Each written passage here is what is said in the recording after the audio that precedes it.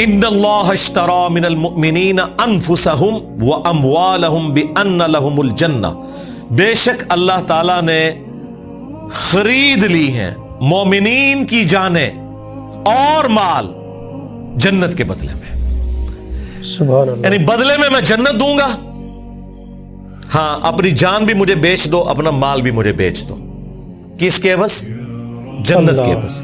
پہلے تو ہوتا ہی بارٹر سسٹم تھا نا، دودھ دے کے آپ گندم لیتے تھے، جن کے پاس گندم ہوتی تھی وہ گندم دے کے دودھ لے لیتے تھے، یعنی اشیاء کے بدلے اشیاء. یہ کرنسی والا سسٹم تو بعد میں شروع ہوا، اس زمانے میں بھی تھا، دینار درہم بھی تھے، لیکن بارٹر سسٹم بھی تھا. تو یہ سمجھ لے اللہ تعالیٰ کا ڈیوائن بارٹر سسٹم ہے کہ اپنی جانیں اور مال مجھے دو، اس کے بدلے میں تمہیں ہمیشہ کی جنت دوں گا. اور وہ جنت ایسی کہ جس میں نہ موت آئے گی، نہ بڑھاپا آئے گا، نہ پریشانی آئے گی، اور سب سے بڑھ کر وہ جنت کی نعمتیں ابدی ہیں، اور ہر وہ نعمت ہے جو آپ خواہش کریں گے. اسی پہ تو میں نے کہا تھا کہ اللہ تعالیٰ نے کتنا کرم فرمایا ہے اپنی مخلوق کے اوپر کہ 60-70 سال کی زندگی مجھے دے دو، اس کے بدلے میں جنت کی ہمیشہ کی زندگی دوں گا، اور جو تم خواہش کرو گے وہ تمہیں ملے گا. حالانکہ یہ کوالٹی اللہ کی ہے، کن فیکون، اور یہ کوالٹی اللہ کی ہے کہ اسے موت نہیں آئے گی. لیکن اللہ تعالیٰ خالق اور مخلوق کے فرض کے ساتھ جنت میں ہمیں یہ کوالٹیز دے گا.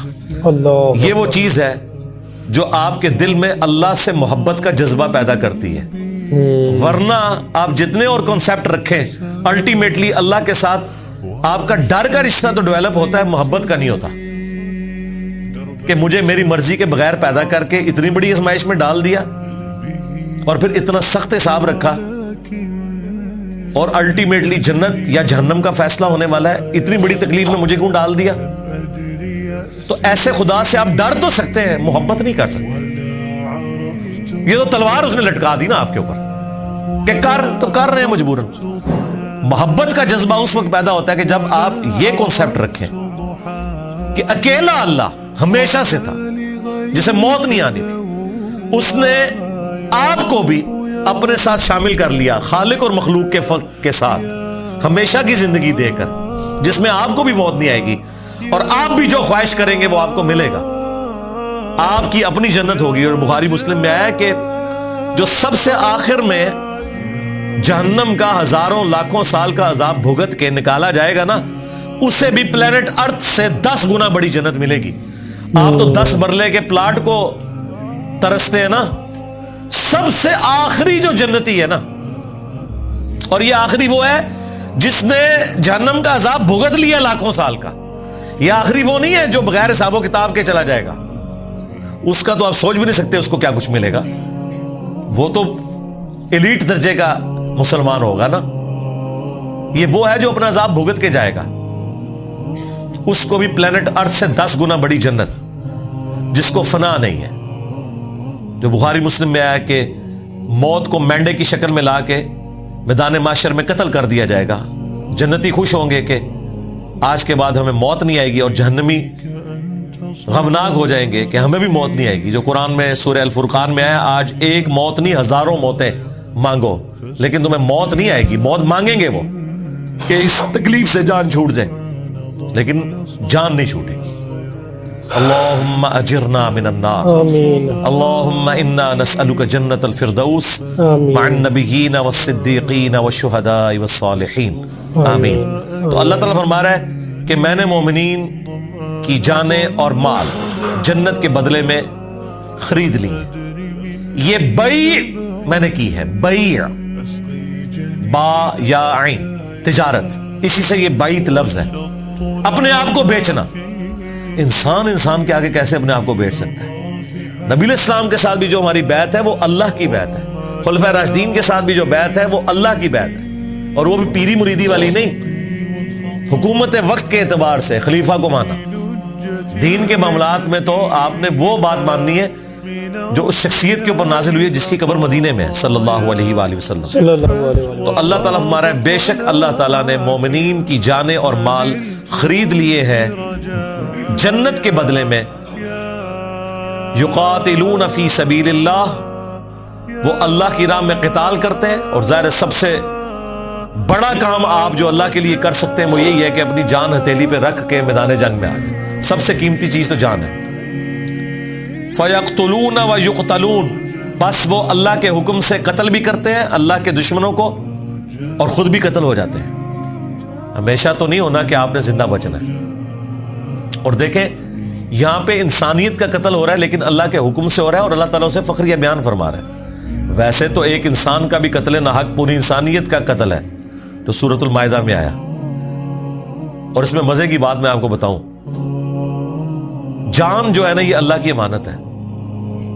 اللہ کی اجازت کے بغیر آپ کسی کی جان لے نہیں سکتے. اس لیے دیکھیں جب آپ جانور بھی ذبح کرتے ہیں نا تو اللہ کے نام پہ کرتے ہیں، کیونکہ اس کے اندر بھی جان موجود ہے، اس سے بھی آپ زندگی چھین نہیں سکتے. جب آپ اس سے زندگی چھیننے لگتے ہیں نا تو بسم اللہ ہی اللہ اکبر پڑھتے ہیں کہ یہ اللہ کا حکم تھا، اس کے نام پہ میں تیری جان لے رہا ہوں، ورنہ میں تیری جان نہیں لے سکتا. یہ اس کا حکم ہے کہ تجھے اس نے میرے لیے پیدا کیا کہ میں تجھے کھاؤں، تو میں جب اب تیری جان نکالوں گا تو اس کے نام پر نکالوں گا، کیونکہ مالک جان کا کون ہے؟ اللہ. اس طرح آپ کسی کافر کی بھی جان نہیں لے سکتے، الا یہ کہ میدان جنگ میں وہ آپ کے مقابلے پہ آئے تو اس وقت بھی آپ اپنی دشمنی کے لیے نہیں بلکہ اللہ کی خاطر. وہ جو سیدنا علی کا واقعہ ہے کہ جب وہ کافر کے سینے پہ چڑھ گئے تھے، اس نے تھوک دیا تو وہ اتر گئے. ان کا بھائی اب میرا غصہ اس میں شامل ہو گیا، بس وہ اسی چیز سے امپریس ہو کے مسلمان ہو گیا. دیکھیں جی جہنم کے دہانے پہ پہنچا ہوا بندہ، آخری ٹائم پہ اللہ نے اس کے لیے جنت کر دی. یہ ہے اللہ تعالیٰ کی ڈیسٹنی اور تقدیر.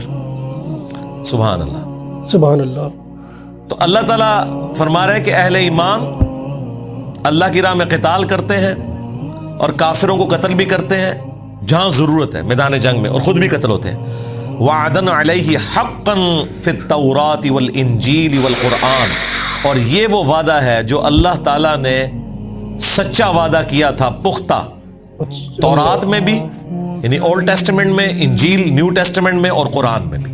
یعنی تینوں کتابوں کے اندر وہی بات ہے کہ دنیا کی زندگی مجھے دو، آخرت کی ہمیشہ کی زندگی لے لو. اور یہی ایک یونیورسل ٹروتھ ہے جی.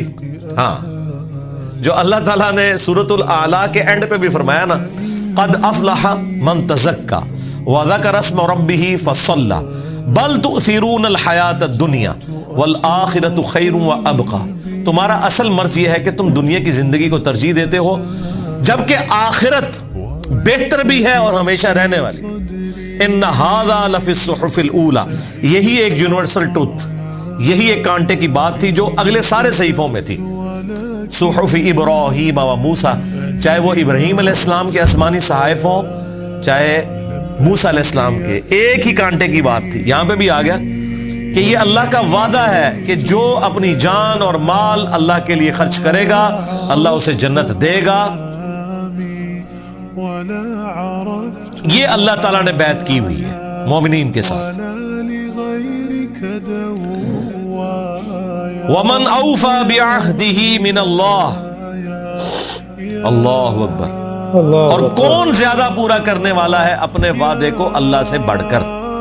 یعنی اللہ تعالیٰ ہمارا یہ جو میرا وعدہ ہے نا تو میں تو وعدہ وفا کروں گا، مجھ سے زیادہ سچا کون ہو سکتا ہے.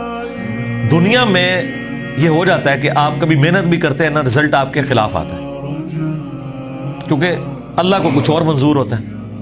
اس وجہ سے بعض اوقات انسان کو یہ وسوسہ آ سکتا ہے کہ یار میں دنیا میں محنت کروں اور اس دا اینڈ میں بھی میرے ساتھ بیڈ لک ہو جائے. آخرت میں بیڈ لک نہیں ہوگی، بیڈ لک کا تعلق صرف دنیا کے ساتھ ہے. اللہ آخرت میں اسی لیے اللہ تعالیٰ بار بار کہتا ہے کہ میں وعدہ خلافی نہیں کروں گا. وعدہ خلافی یہاں بھی نہیں اس نے کی، اس نے پہلے ہی بتا دیا ہے وَلَنَبْلُوَنَّكُمْ بِشَيْءٍ مِّنَ الْخَوْفِ وَالْجُوعِ وَنَقْصٍ مِّنَ الْأَمْوَالِ وَالْأَنفُسِ وَالثَّمَرَاتِ. میں ضرور آزماؤں گا بھوک کے ذریعے، خوف کے ذریعے، جان اور مال میں نقص کے ذریعے. لیکن آخرت کی زندگی میں کوئی آزمائش نہیں ہے. دنیا میں جس نے وقت کے پیغمبر کو پہچانا، اس کی پیروی کی، تو آخرت میں کوئی بیڈ لک نہیں اس کے لیے، گڈ لک ہی ہے. اور وہی اللہ تعالیٰ کہتا ہے کہ اللہ سے بڑھ کر کون اپنے وعدے کو وفا کرنے والا ہے. بسم اللہ الرحمن الرحیم. ایاک نعبد و ایاک نستعین.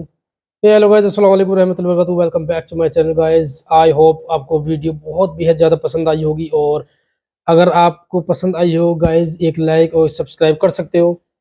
اور کمنٹ میں آپ کو بتانا ہے ویڈیو کیسی لگی. لائف انجن ہمارا پارٹ 3 تھا, اور اگر آپ نے پارٹ 1 اور 2 نہیں دیکھا تو آپ کو لنک ڈسکرپشن میں مل جائے گی, آپ وہاں سے دیکھ سکتے ہو گائز. اور جو بتایا تھا نا لاسٹ مومنٹ میں, مجھے وہ بات یاد آئی انجینئر صاحب کی کہ بھائی انسان یہ سوچتا ہے نا بدقسمتی, ہم اتنی دنیا میں محنت کرتے ہیں اور کہیں آخرت میں ایسا نہ ہو جائے کہ اس کا الٹا ہی ہو جائے آلٹرنیٹ. تو ایسا بالکل نہیں ہے. وعدہ خلافی اللہ نے کئی بار وعدہ کیا ہے کہ نہیں, وعدہ خلافی نہیں ہوگی. خیر وعدہ خلافی تو دنیا میں نہیں ہوتی, لیکن انسان کمزور ہے تو سمجھتا تو ایسے ہی ہے کہ بھائی ناکامی نہ ہو جائے, بھائی میں جو کچھ محنت کرتا ہوں ناکام نہیں ہو جائے. لیکن ایسا بالکل نہیں ہوگا. بس گائز توبہ کرتے رہیں, صدقہ دیے جائے اور غریب لوگوں کی مدد کرتے رہیے. اور گائز ہمارا, میں بتا دوں آپ کو کہ میرے چینل اور بھی تھے وہ ڈیڈ ہو چکے ہیں, پلیز آپ سپورٹ کریے گا. خیر رزق دینے والا تو میرا صرف اللہ ہے. بس گائز آج کے لیے اتنا ہی بہت, اور دعا میں یاد رکھیے گا. تب تک کے لیے پھر نیکسٹ پارٹ ہمارا آنے والا ہے اس کا لاسٹ لائف انجن نا. تو گائز سپورٹ کیجیے گا, اور تب تک کے لیے السلام علیکم رحمۃ اللہ وبرکاتہ.